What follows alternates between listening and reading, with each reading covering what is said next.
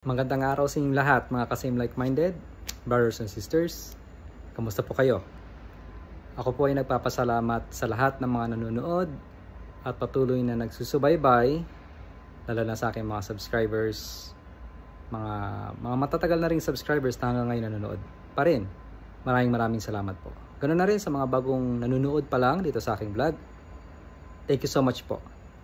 Dahil nandyan kayo upang makinig dito sa mga ibinibahagi kong real life experience at makatotohanang impormasyon na which is pwede nyo rin po magamit sa inyong personal na buhay. So yun po, ang magiging sharing naman natin for today ay tungkol nga po sa sabi ko sa title ay paano mo gagawing isang positive ang isang negative. Negative nga siya. So, paano mo gagawing isang positive yung isang negative? Negative na nga siya eh. Paano mo pa siya gagawing isang positive? Diba parang challenging or maring sa iba mahirap isipin. Negative na nga eh. Paano mo gagawing positive yon? Ayan. So, bago ko umpisa ng pagpapaliwanag, magbibigay muna ako ng a little bit history lang, no? Kung paano ako nag-umpisa dyan. Way back 2016 po, nung ako ay nag-umpisa ng magbago, o mag-self-develop sa sarili ko. Yan ang tanong ko sa aking mga ka-workmate. Sabi ko sa kanila, paano ba natin gagawing isang positive o positibo ang isang negative? Negative nga po siya. Ayan. So sabi ko, alam ko meron yan eh. Hindi ko siya mag-gets talaga agad before. Kasi nga, yung pag-unawa ko, understanding, comprehension, sa mga English na binabasa ko ay sobrang hina pa. Talagang hirap na hirap ako. Pero nung habang tumatagal, nakukuha ko na siya. So, ganito po siya. At first, of course, in our life, there's so much negativity.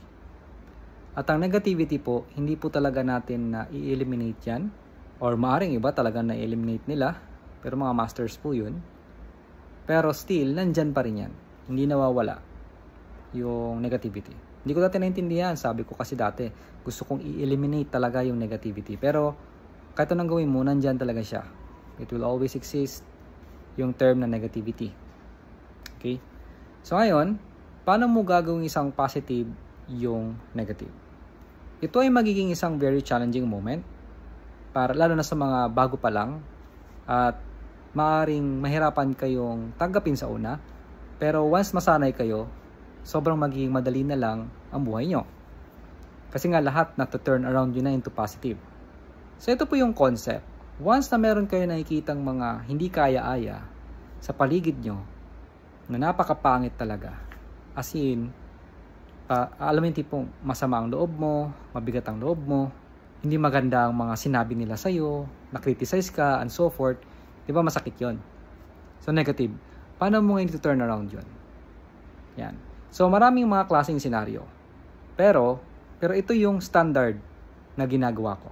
Or let's say yung common na lagi kong ginagawa.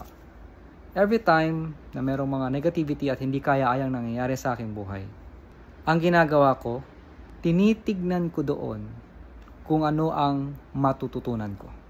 Hinahanap ko yung maganda doon. Kasi negative, di ba? Paano mo hahanapin yung maganda doon? Meaning, let's say na-criticize ako. Pakangit daw ako, mahina daw ako, hindi kasi ako nag-isip, hindi kasi ako maayos, ang tanga-tanga ko daw kasi, wala daw kasi akong kwenta, yung ganon. So, paano ko hahanapin yung maganda doon? So, ganito yon. Number one is, itatry kong i-loop back, i-rewind yung sarili ko. Ano ba ang ginawa ko? Bakit niya sinabi yon? Bakit mahina ako, tanga-tanga ako, and so forth? Ganyan. I-loop back ko yan. Bakit? Ba't niya kaya sinabi yon? Yan yung una kong iisipin. And then, itatry kong i-connect yan. Bakit nga ba? Kasi baka mamaya yung sinasabi niya ay tama pala. Idinidinay ko lang sa aking sarili at hindi ko lang siya matanggap. Diba? Yan. So, pangalawa naman, kung nakita ko naman sa sarili ko na okay naman talaga ako at as in, nakita ko naman na I'm in a appropriate way naman, na sa ayos naman ang daan ko, ang way ko, pero yun ang sinabi niya sa akin, dinito ang papasok sa isip ko. Lahat ng mga sinabi niya sa akin, yun talaga ang nakikita niya sa kanyang sarili. Hindi talaga ako ang pinagsasabihan niya, kundi yun kasi ang nakita niya sa kanyang sarili.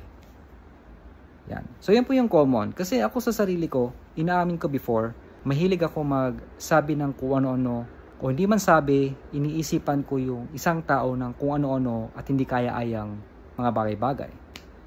Pero sa totoo lang, it's just a reflection. Meaning, yung sarili ko pala ang nakikita ko sa kanila. Kaya ko nasasabi yun. Pero ang totoo, ako lang pala talaga yun. Did you get the point? Try nyo pong tignan. Halimbawa, itong sinasabi ko, anong pinagsasabi nito? Parang kalokohan. Try mong i-reflect back sa sarili mo. Sino ang kalokohan? Parang ganon, di ba? Is it really ako na nagbablog ito right now? Or it's just because you don't know? That's why you're seeing it as kalokohan or katangahan. Itong sinasabi ko. O walang katuturan. Yan. It's because you're seeing yourself. Hindi mo makita ang sarili mo sa pinapaliwanag ko dito. Yun yung point kung bakit nasasabi natin yung mga ganung klaseng bagay-bagay sa mga nakikita natin at mga hindi kaya-aya. Kaya, kung hanggat maaari, hindi lang sa sa nakikita nyo, kundi sa sarili nyo. Kung meron kayong gustong i-criticize, siguraduhin nyo na hindi talaga kayo yun. Or kung bago kayo mag-criticize, tignan nyo muna ang sarili nyo bago nyo sabihin sa iba. Baka kasi mamaya sabi ka ng sabi, halimbawa, mag-ipon ka nga ng pera, puro ka gastos. Pero ang tanong, ikaw ba talaga sa sarili mo ay may ipon? Ikaw ba talaga sa sarili mo ay hindi magastos? Yung ganon, nakukuha nyo, nagigets nyo yung ibig kong sabihin. So yun. So that's how you're going to turn the negative into positive. Or kung paano mo gagawin isang positibo ang isang negative. Is number 1, yung nga binigay ko kanina sa inyo, ay ilulook back o rewind back kung ano yung mga ginawa mo. Bakit niya nasabi yon? Kasi maaaring baka mamaya totoo nga. So if ever natotoo man yun, and then, okay, since nalaman ko na ngayon na ganun pala ako, ganun pala, okay, sige. Ito na ang gagawin ko sa susunod.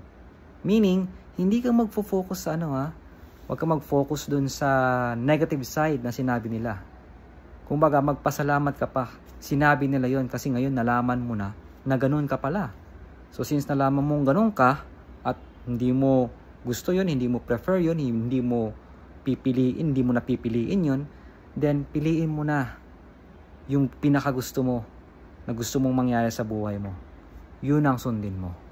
Halimbawa, sa akin right now in my situation, nabanggit ko sa aking previous vlogs, yes, we have Canada visa na. We're going to Canada. But the thing is, meron kami nito, ngunit kulang. Wala pa kaming ticket. Marami pang mga challenges na kailangan harapin.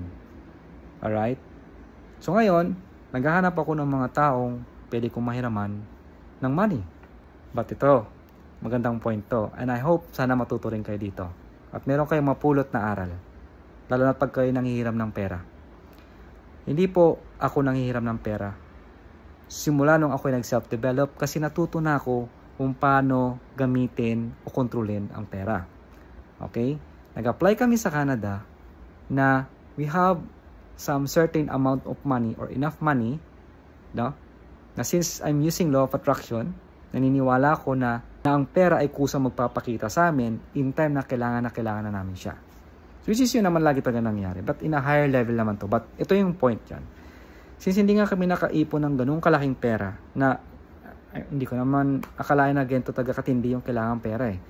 I just did it kasi ako yung taong hindi ako magpapapigil porket wala akong ganung klaseng laki ng pera. I'm just gonna do it. Kung anong kaya kong gawin. Kung anong nandito ngayon, gagawin ko siya. Kung hindi ko pa kaya, hindi ko napipilitin. Pero naniwala ko, a solution itself ay magpapakita. No? Kusang magpapakita sa akin ng solusyon. Ganon. Now, next is, since nanghihiram ako ng mga money, dun ko nalaman, no? At dun ko mas naobserbahan kung sino talaga ang makakatulong at hindi. Kaya nagpapasalamat ako sa sitwasyon na to dahil mas naunawaan ko kung sino yung taong talagang tutulong sa'yo at sino yung taong hindi tutulong sa'yo. Okay? So marami na akong mga pinagtanungan, marami na akong mga message. Talaga makikita mo sa kanilang mga wordings kung paano sila mag-message. Kapag ang taong talagang tutulong, parang konting questions lang itatanong nila. Ang sasabihin agad nila, okay, magkano? Anong pwede ko may tulong? Pag let's say, ang ina-ask mo is masyadong malaki, ay masyadong malaki pala, but pwede kitang matulungan at this range lang. Something like that. Pero pag ang tao is tinatanungan mo, ganito, ganito, tapos dami sinasabi, ay kasi ganito, ganun, kasi ganyan, ganyan, ganyan, ganyan. So kung iisipin mo, parang negative, di ba? Parang feeling mo it's a denial na hindi ka tinulungan ng isang tao. Ngayon, since mabigat yon, since maraming tao ang takot sa rejection, yung parang marireject ka or denial, alam mo yun, yung kung ano pumapasok sa isip natin na negative, expect ka na dapat matutulungan ka, hindi nangyari, masasaktan ka ngayon. Maiinis ka kasi ang inisip mo, nag-jump dun sa conclusion na tutulungan ka, hindi pala nangyari. Ngayon, ang gagawin ko dyan, ang solution ko is ito. Maaring nagkataon na meron silang kailangang harapin na sitwasyon sa kanilang buhay, kaya hindi sila makapagpahiram. Yun lang. At hindi nila masabi sa akin directly kasi nahihiya sila. Yan yung inisip ko. Pangalawa, uunawain ko na lang sila. Okay po, kung hindi kayo makatulong, nagbabaka sakali lang naman po ako. Acknowledge it, set aside, and then move next. Pangatlo, ang inisip ko is, okay, since hindi nyo ako tinulungan, at some point may kasamang inis yan, di ba? Pwede kasi ganun yung mangyari sa inyo. Nainis ka, nanggagalaiti ka, shucks, walang nagpapahiram, ganun pala, sige. Tignan natin. Pag dumating yung panahon, lagi ako nag-iisip ng ganito, pag dumating yung panahon at ako ay nagkaroon, ilang beses ko talaga inisip to. Manda kayo. Tutulungan ko pa rin kayo. Diba kung ibang tao yan, isipin nila. Pag nagkaroon sila tignan natin kung makakatikim kayo ng pera sa akin. Ganun yung mindset nung karamihan. Diyan mo pala makikita na kapag nakita ng tao na ikaw ay meron ng naabot, nakamit sa buhay, napatunayan, meron ka na, saka lang talaga sila magpaperam sa'yo. Pero kung wala pa, halos wala magpaperam sa'yo.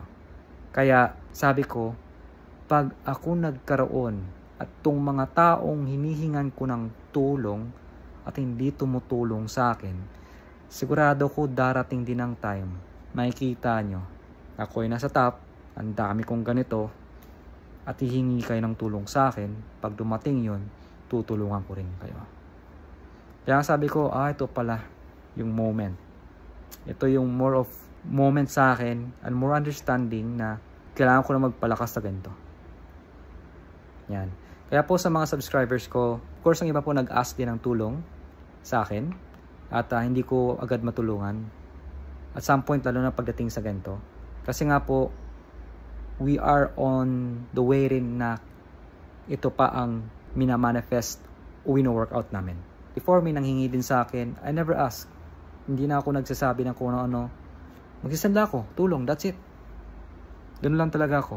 Dahil I understand the energy. I understand the power of giving. Because kapag ako ay nagbigay, alam kong walang mawawala sa akin.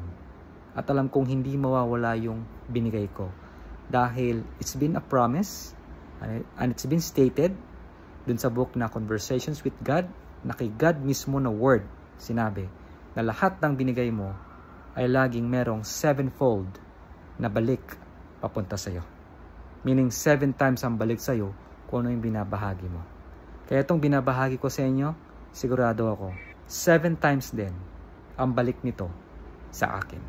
Kaya kung ito rin ay babahagi nyo o kung kayo din nagbabahagi sa iba, maniwala kayo. Ako na rin naniniwala ako. Meron akong self-evident for how many times.